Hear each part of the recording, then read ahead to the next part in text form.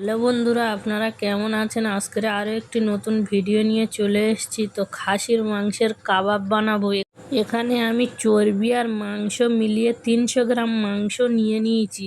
চাইলে এখানে বেশি মাংস নিতে পারেন, তো আমি অল্প করে কিছুটা মাংস নিয়ে নিয়েছি, সলিড মাংস দেখে নিয়ে নিয়েছি।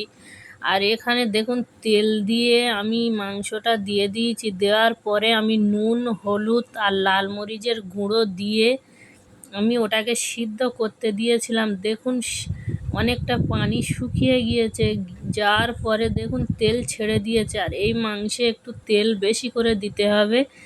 দেওয়ার পরে এখানে আমি আদা রসুনের পেস্ট দিয়ে দিয়েছি, 1 চামচ ধনে জিরের গুঁড়ো দিয়ে দিয়েছি, 1/2 চামচ গরম মশলার গুঁড়ো দিয়ে দিয়েছি। দেওয়ার পরে আমি ভালো করে নাড়িয়ে নাড়িয়ে কষিয়ে ভেজে নেব। যেহেতু মাংসের গন্ধটা যাতে চলে যায়, তার জন্য ভালো করে আমি ভেজে নেওয়ার পরে দেখুন এখানে আমি কাঁচা পেঁয়াজ দিয়ে দিয়েছি।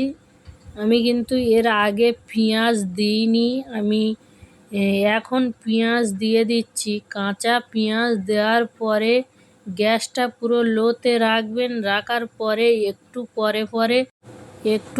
পরে নাড়িয়ে নাড়িয়ে দেবেন, ঢাকা দিয়ে ঢেকে। দেখুন আমি এইভাবে ঢাকা দিয়ে ঢেকে, আর এখানে কাঁচা লঙ্কা দিয়ে দিয়েছি ভেঙে। এইভাবে ঢাকা দিয়ে আমি একটু পরে নাড়িয়ে নাড়িয়ে দেখুন কতটা সুন্দর হয়েছে। আর একটুখানি হলে 1 বাসন ভাত খাওয়া হয়ে যাবে। দেখুন আমার এই মাংসটা কমপ্লিট হয়ে গিয়েছে, আর কতটা সুন্দর লাগছে আর কতটা লোভনীয় লাগছে দেখেই বুঝতে পারছেন। তো আমার ভিডিওটা যদি ভালো লেগে থাকে তাহলে সাবস্ক্রাইব করে দেবেন আর শেয়ার করে দেবেন। দেখুন আমার এটা রেডি হয়ে গিয়েছে আর কতটা সুন্দর লাগছে। আপনারা বাড়িতে একবার ট্রাই করে খেয়ে দেখবেন, এতটাই মজার হয় যে বলার কথা।